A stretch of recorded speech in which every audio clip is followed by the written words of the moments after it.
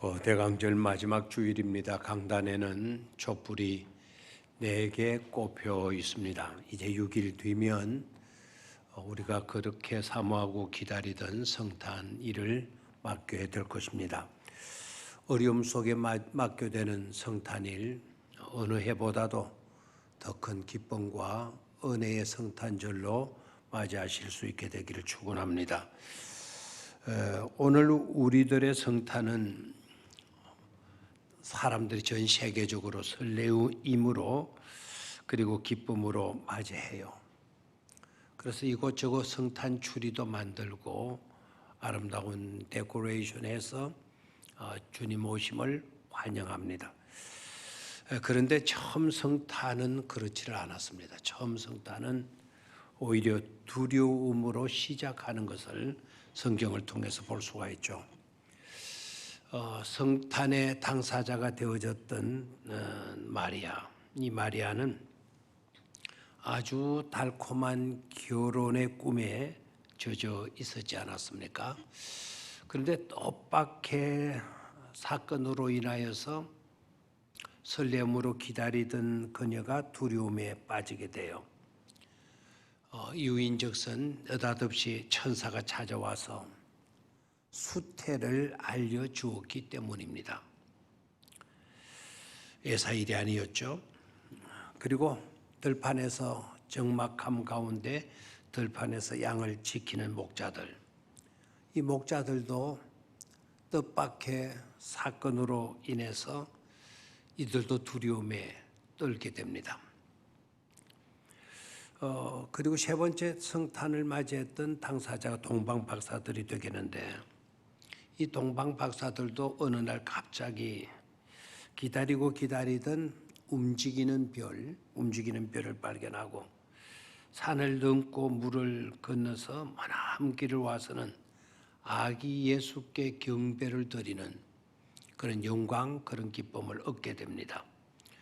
그리고 준비해 갔던 예물을 아기 예수께 드린 후에 성경을 보면 다른 길로 돌아갔다, 이렇게 되어져 있습니다. 다른 길로 돌아간 이유가 어디에 있을까요? 여러분, 먼 길, 모르는 길 우리가 걷게 되면 모르는 길로 가는 것보다 왔던 길로, 아는 길로 가는 게 훨씬 편하고 좋죠. 그런데 동방박사들은 다른 길로 갔다라고 말씀합니다. 그 이유인즉슨 헤롯을 두려워했기 때문인 것입니다. 하고 보면 성탄을 맞이했던 최초의 사람들은 기쁨과 반가움과 설렘이 아니었다, 두려움이었다라는 것을 알 수가 있습니다. 마리아는 결혼의 단꿈을 꾸고 있었던 여성이죠. 그런데 느닷없이 천사가 찾아와서는 임신 사실을 알려주죠. 아마 여성으로서 겪게 되는 가장 충격적인 일이 아닐 수 없을 것입니다. 이건 결혼을 앞둔 이들에게는 절망적인 이야기입니다. 결혼은 자칫 파탄될 수가 있는 그런 사건이기 때문이죠. 목자들도 마찬가지입니다. 그들은 언제나 밤의 고요함 속에서 양들을 평안히 잠잘 수 있도록 돕는 자들이에요. 그래서 그들의 소원은 오늘 밤에도 별탈 없기를, 오늘 밤에도 늑대나 떼들이 나타나지 않기를, 오늘 밤에도 사자 같은 사나운 심성들이 나타나지 않기를 하는 그런 바람을 가지고 밤을 지키는 겁니다. 만약에 그런 것들이 나타나게 되면은요, 정막은 깨어지고 고요함은 깨어지고 말기 때문이죠. 이러한 것을 생각하면 너나 할 것 없이 우리도 마찬가지가 아닐 수가 없습니다. 어떤 사람이 느닷없이 엄청난 큰 일이 불거지기를 원하겠습니까? 어떤 사람이 갑작스럽게 충격적인 일들을 당하고 싶겠습니까? 그런 일을 당하게 되면 일상의 패턴들은 깨어지고 마는 겁니다. 어떻게 될지 모르는 불안감이 엄습해 올 것이기 때문입니다. 또한 우리가 살아가다 보면 느닷없이 갑작스럽게 일어나는 일들이 한두 가지가 아니지 않습니까? 그래서 바람 잘 날 없다고 이제 좀 평온해질 줄 알았더니 또 느닷없이 또 엉뚱한 데서 문제가 발생이 되어지고 그렇게 되어지면서 불안에 또 두려움에 또 염려에 또 매이게 되는 것을 보게 됩니다. 뜻하지 아니하는 사고가 일어나서 모든 이때까지 평범했던 패턴들이 깨어지고 마는 겁니다. 뜻하지 않은 질병이 생겨나서 이때까지 건강하게 잘 지냈는데 가족 사이에도 커피를 마셔가면서 오손도손 이야기하면서 지냈는데 갑자기 어느 건강 진단을 받았더니 큰 병원에 가보라고. 그 순간부터 가족들이 오손도손 모여서 커피를 마시고 다정다감하게 이야기를 나누는 일들은 깨어지고 말잖아요. 뜻하지 아니하는 지인들이 나타나서 내 인생을 바꿔놓는 그런 일들도 있기도 합니다. 물론 그런 일들만 있는 것은 아니죠. 반면에 이런 좋은 갑작스럽게 일어난 일들이지만 그 우리에게 큰 유익과 충격과 감격을 안겨주는 그런 사건들도 없잖아 있잖아요. 가령 예를 들게 되면 이따금씩 시간 날 때마다 흰 종이에다가 낙서를 끄적거려 놓았더니 그것이 어느 유명한 전문가 화가 보더니 이거는 굉장한 그림이라고. 이 그림을 모아서 책을 내자고. 그래서 책을 냈더니 이게 베스트셀러가 되는 그런 뜻하지 아니하는 사건이 일어나는 경우도 없잖아 있습니다. 어느 날 우리 교회 성도님에게 들은 이야기입니다. 한 목사님, 살다 보면 희한한 일도 다 있네요. 뭡니까? 그랬더니 어머니가 돌아가시면서 저 시골 산골에 밭대기 얼마를 주었는데 그거 이때까지 제가 농사도 짓지 않고 있는 둥 많은 둥 없는 둥 그렇게 지내왔었는데 그게 뭐 재개발이니 무슨 일이 뭐 벌어지게 되면서 그 땅이 금싸라기 땅이 되어졌다나요. 전혀 생각지 아니했던 못 쓸 땅인 줄 알았더니 그 땅이 지금 매덕의 땅이 되었답니다. 그래서 좋아 죽겠어요. 그런 이야기를 하셨어요. 그래서 좋은 일이 있으면 죽어서는 안 되죠. 좋은 일이 있었으니까 좋아서 기뻐하고 감사해야죠. 내가 우스갯소리로 그렇게 말씀을 드린 적도 있습니다. 그런데 느닷없이 생긴 일들 때문에 어떤 사람은 하양하는 절망하고 좌절하고 왜 내게 이런 일이 일어나느냐고 불안해하면서 곤두박질 치는 사람들도 없잖아 많이 있어요. 어떤 사건 때문에 곤두박질을 쳐버리는 것이죠. 그런데 어떤 사람은 오히려 느닷없이 생긴 갑작스럽게 일어난 사건이었지만 그 사건 때문에 오히려 상향곡선을 끊는 그 일로 인하여서 오히려 훨씬 더 좋아지는 그런 경우들도 우리가 보게 됩니다. 그뿐만 아니라요. 느닷없이 갑작스럽게 생긴 일로 분명히 그런 사건을 당하였다면 곤두박질 쳐야 될 것이 분명한데 그럼에도 불구하고 그 문제를 지혜롭게 잘 극복해서 정말 훌륭하게 정말 이름 있는 축복받은 사람들로 나타나는 케이스도 없잖아 보게 됩니다. 오늘 본문의 말씀이 그런 케이스가 되어지겠습니다. 마리아와 요셉, 목자들이 바로 그런 경우가 되어질 것입니다. 저는 우리 교회 모든 성도님들이 성경 속에 나오는 마리아와 요셉 같은 삶을 그리고 목자와 같은 그런 축복된 삶을 살게 되기를 주의 이름으로 축원합니다. 그렇다면 우리가 어떻게 그들은 복된 사람들이 될 수가 있었나? 그네들은 틀림없이 낙오하고 곤두박질 쳐질 수밖에 없는 그런 사건을 당했음에도 불구하고 어떻게 축복된 인생들이 될 수가 있었나? 지혜롭게 문제를 풀어간 데 있었다. 그러면 지혜롭게 어떻게 문제를 풀어갔는가? 이걸 우리는 묻지 않을 수가 없습니다. 성경은 거기에 대한 분명한 해답을 우리에게 보여주고 있죠.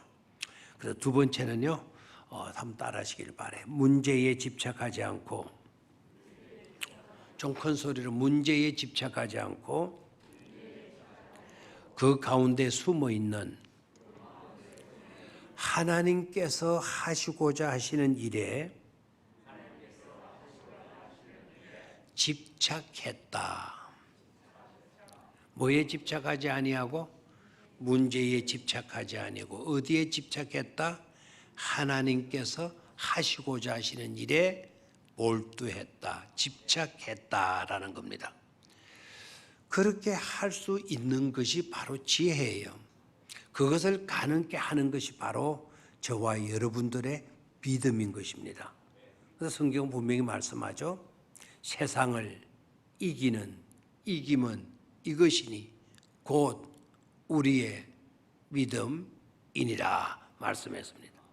세상을 이기는 이김이 우리의 지혜에 있는 것이 아니에요. 우리의 지식에 있는 것도 아닙니다. 우리의 경험에 있는 것도 아닙니다. 우리의 상식에 있는 것도 아닙니다. 우리의 노력에 있는 것도 아닙니다. 우리의 방법과 우리의 수단에 있는 것도 아닙니다. 세상을 이기는 이김은 이것이니 곧 우리의 뭐라고요? 믿음이다라는 것입니다. 마리아 보실까요? 마리아가 처녀의 몸으로 잉태하면 어떻게 될까요? 마리아가 처녀의 몸으로 잉태하면 어떻게 되나? 내가 처녀의 몸으로서 내 태에 아기가 생겨 있다면 이것은 어떻게 해야 되나? 그 일에 집착하고 몰입을 했다고 하면 마리아도 어쩔 수 없이 불만, 원망이 컸을 것입니다. 그리고 그 모든 일의 끝은 불행으로 끝이 나고 말았을 것입니다. 그런데 놀랍게도 마리아는 지혜가 있는 여성이었어요. 그리고 믿음을 가진 여성이었어요. 마리아는 그렇게 하지 아니하고 이렇게 하죠. 내게 닥친 엄청난 일은 나를 통해서 하나님께서 하시고자 하시는 일, 하나님의 섭리가 있을 것이다. 하나님께서 하시고자 하시는 일, 하나님의 섭리가 있을진데 나는 그 일에 집착하는 삶을 살면 되는 거다. 그래서 하나님이 하시고자 하시는 일에 하나님의 섭리에 몰두합니다. 그러다 보니까 깨달음이 왔죠. 그러다 보니까 확신이 생겼죠. 그러다 보니까 이렇게 고백을 합니다. 주의 여종이오니 말씀대로 내게 이루어지이다. 고백하는 거예요. 어떻게 이런 일이 내게 일어난단 말입니까? 이건 택도 안 되는 소리입니다. 이거는 말도 안 되는 소리입니다. 사람 죽이려고 이러십니까? 이런 것이 아니고 주의 여종이오니 말씀대로 내게 이루어지이다 라고 응답합니다. 누가복음 1장 38절 방금 이 구절의 말씀을 유진 피터슨의 메시지 성경으로 한번 같이 보도록 하겠어요. 같이 읽습니다. 시작. 이제야 모든 것을 알겠습니다. 나는 섬길 준비가 된 주님의 여종입니다. 당신의 말씀대로 내게 이루어지기를 원합니다. 아멘. 주의 일에 몰두해요. 하나님께서 하시고자 하시는 일에 전념하고 있어요. 내가 이렇게 되면 어떻게 되지? 사람들이 나를 뭐라고 할까? 나쁜 년, 못된 년이라고 말하지 않을까? 그런 일에 몰두하지 않아요. 하나님이 하시고자 하시는 일에 전념하죠. 목자들을 볼까요? 목자들도 마찬가지입니다. 느닷없이 고요한 밤을, 정막의 밤을 천사들이 방문해서 깨뜨려 버리고 말지 않습니까? 주의 영광의 빛을 두루 비쳤다 그랬어요. 그 깜깜한 밤이 영광의 빛으로 내 낮보다 더 밝게 되었다는 것이죠. 이런 시대까지 한 번도 오는 거는 이거는 천지이변입니다. 그래서 무서워 떨 수밖에 없었습니다. 그리고 밤의 정막을 깨고 그냥 광채만 환하게 비춰진 현상만 나타나는 것이 아니라 큰 기쁨의 소식이 나팔 확성기를 대고 외치는 것보다 더 큰 소리로 울려 퍼집니다. 내용이 뭡니까? 누가복음 2장 12절의 말씀이에요. 오늘 다윗의 동네에 너희를 위하여 구주가 나셨으니. 한번 다 같이 볼까요? 오늘 다윗의 동네에 너희를 위하여 구주가 나셨으니 곧 그리스도 주시니라. 너희가 가서 강보에 쌓여 구유에 누워 있는 아기를 보리니 이것이 너희에게 표적이니라. 이게 하늘에서 천군 천사들의 외침으로 이 노래가 퍼지고 있는 것입니다. 그것뿐만 아닙니다. 호련히 갑작스럽게 또 천군 천사들이 이제는 입을 모아서 합창까지 합니다. 2장 14절입니다. 시작. 지극히 높은 곳에서는 하나님께 영광이요 땅에서는 기뻐하심을 입은 사람들 중에 평화로다. 이제는 독창 정도가 아닙니다. 이중창 정도가 아닙니다. 합창으로 지금 이 노래가 울려 퍼지는 것입니다. 목자들은 어떤 사명을 가진 자들입니까? 양떼들을 지키는 자들이죠. 단순히 양떼들을 위험으로부터 지켜주는 역할을 하는 것이 목자의 사명이 아니라 밤이 되면 양떼들이 평안히 잠들 수 있도록 잠에서 깨어나지 않고 쿨쿨 켕켕 잠잘 수 있도록 도우는 자가 목동들입니다. 그래서 여러분 목동들이 얼마나 힘든 직업이라는 걸 아셔야 합니다.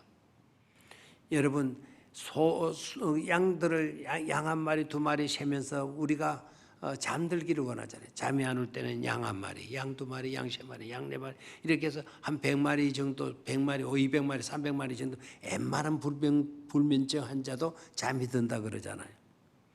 이제는 목동들은 그렇게 사는 사들이 아닙니다. 양 한 마리 한 마리 자나 안 자나 양들이 잠을 잘 잘 수 있도록 지켜주는 자가 목동인 것입니다. 그래서 이 목동들은 아침에 일어나면 그 추운 밤에 들판에서 밤을 꼬박 이슬 맞으며 새고는 아침에 날이 밝아오면 이 목동 저 목동 만나서 하는 이야기가 바로 인사말이 먼거 하니까 지난밤 아무 탈 없이 우리 양들이 잤어. 한 마리도 깨어나지 않고 잔 밤이야. 지난 밤이야.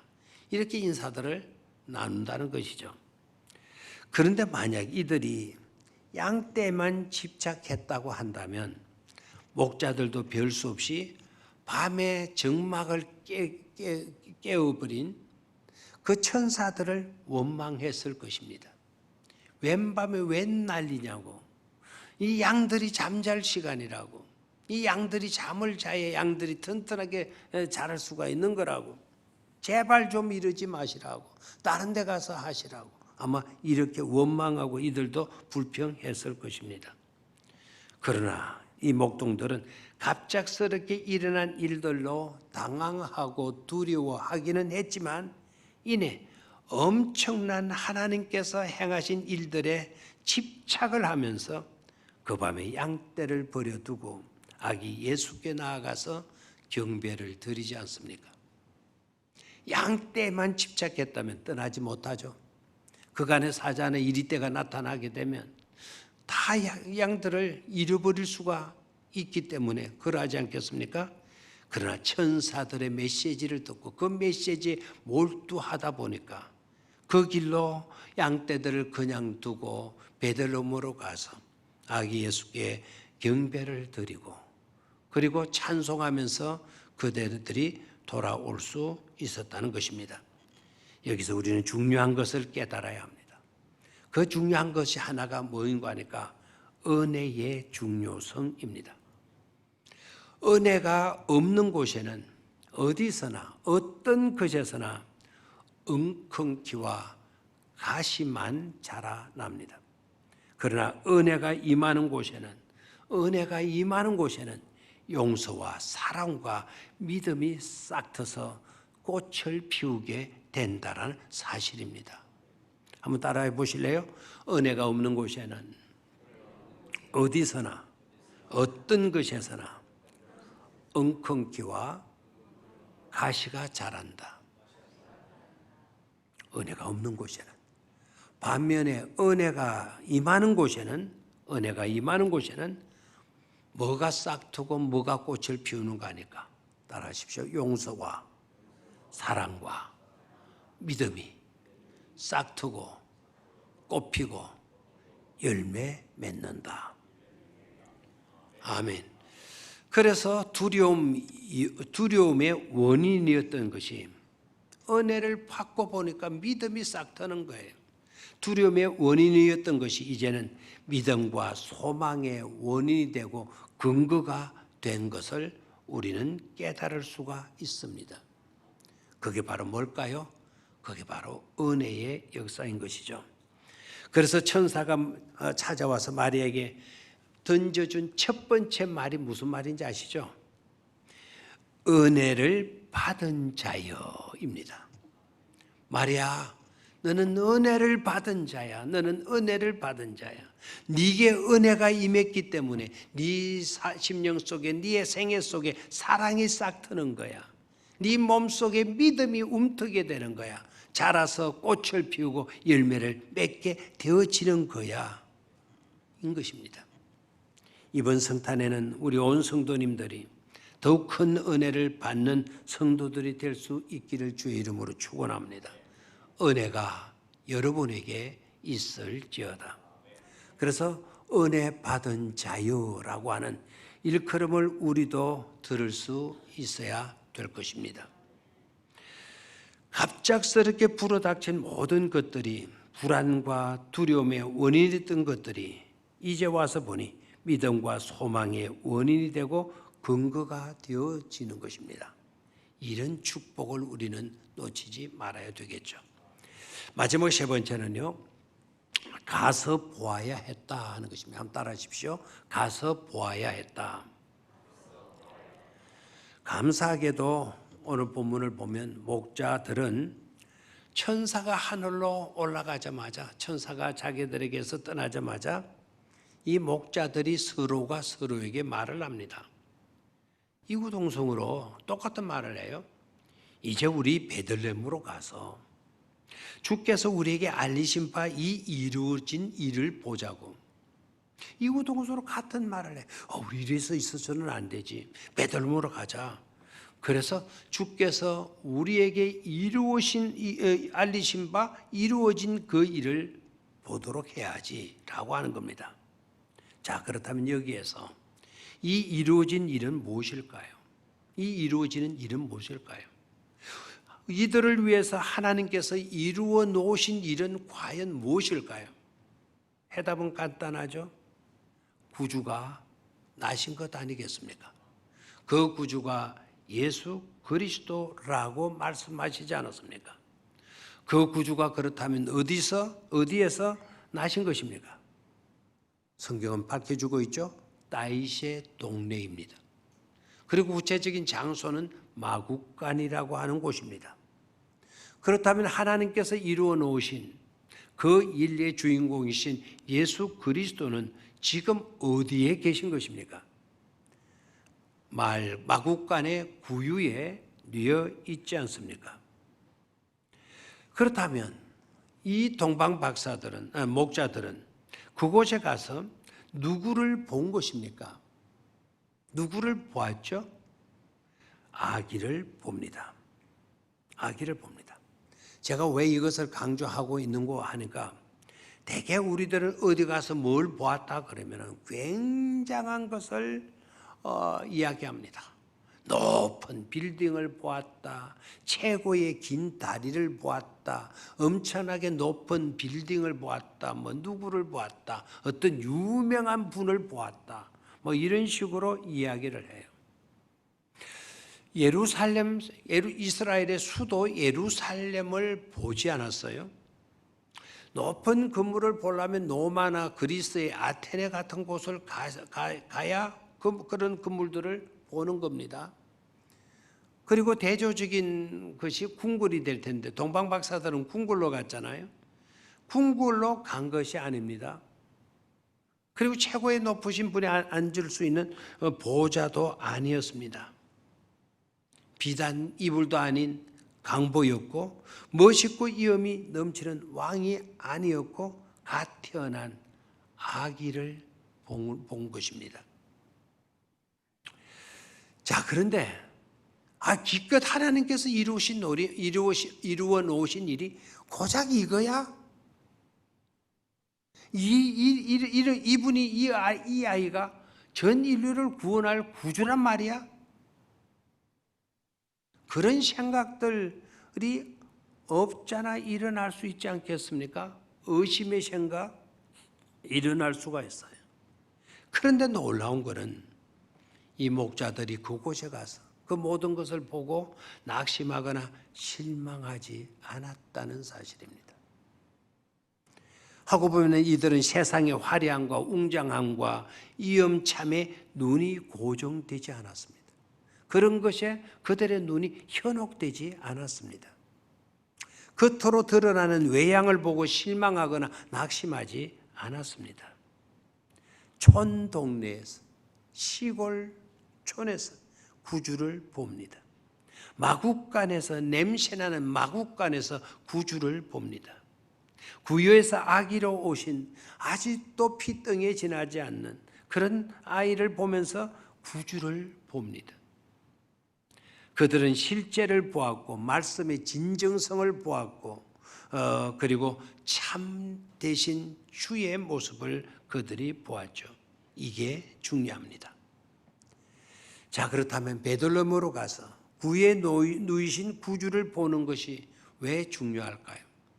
내일부터 영상으로 나가겠지만 특별 새벽기도의 주제 제목이 뭐냐? 베들레헴을 향하여. 베들레헴을 향하여. 인데 왜 베들레헴으로 가서 구유에 나신 구주를 보는 것이 중요할까요? 왜 베들레헴으로 향하여야 할까요? 첫 번째는 그래야 우리는 하나님을 보게 되기 때문이다라는 겁니다. 여러분 하나님을 보고 싶습니까? 그러면 이렇게 하십시오. 베들레헴으로 나아가십시오. 왜 베들레헴으로 나아갑니까? 그곳에 바로 예수 그리스도가 태어나셨기 때문입니다. 우리는 베들레헴 때문에 하나님의 얼굴을 뵐 수 있게 되었습니다. 여러분 하나님을 보고 싶습니까? 하나님을 보고 싶다면 예수님을 이제 보면 됩니다. 성경을 보겠습니다. 히브리서 1장 3절을 봅니다. 히브리서 1장 3절. 다 같이 소리내서 거기 있습니다. 시작. 이는 하나님의 영광의 광채시요 그 영광의 광채시요 그 본체의 형상이시니라.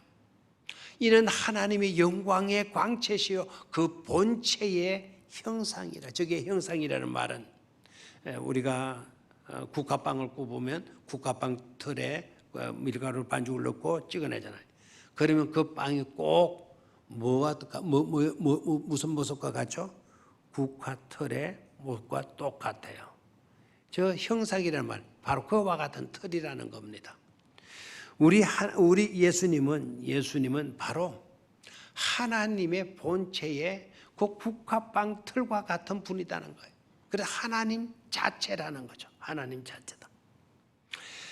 요한복음 14장 9절은 더 구체적으로 우리 주님께서 밝히시고 계세요. 요한복음 14장 9절 시작. 나를 본 자는,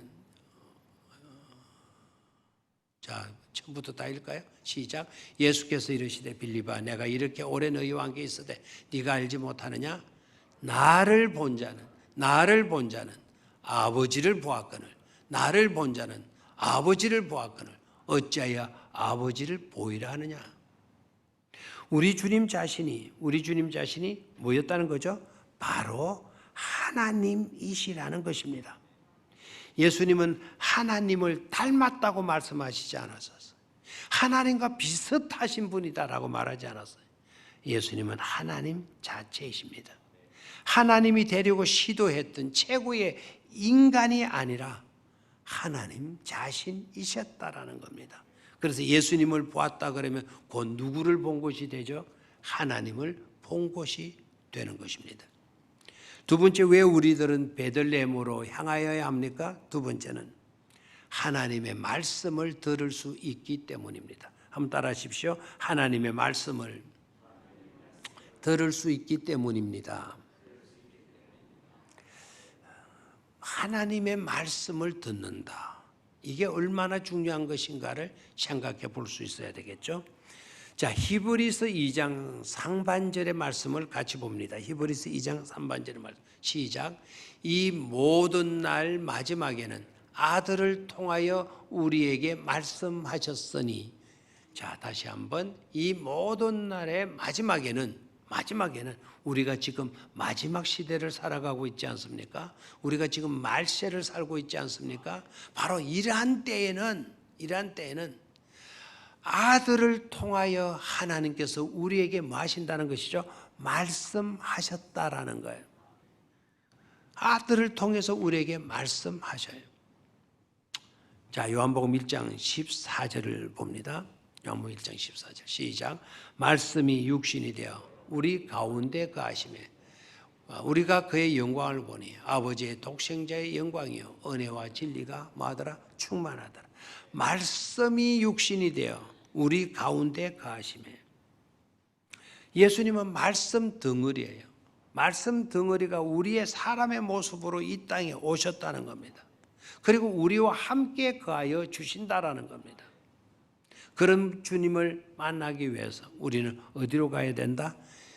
베들레헴으로 향하여야 된다라는 겁니다. 마지막 때에 여러분, 그의 말씀을 듣는 자는 살아나리라고.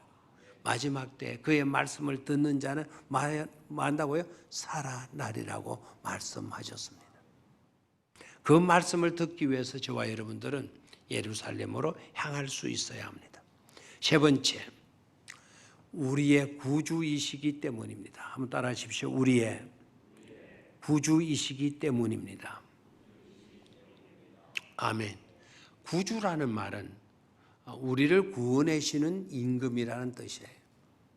자, 그러면 우리를 어디에서 구원해 주십니까? 모든 면입니다. 전반적인 생활 전반의 모든 요소에서 우리를 구원해 주시는 거예요.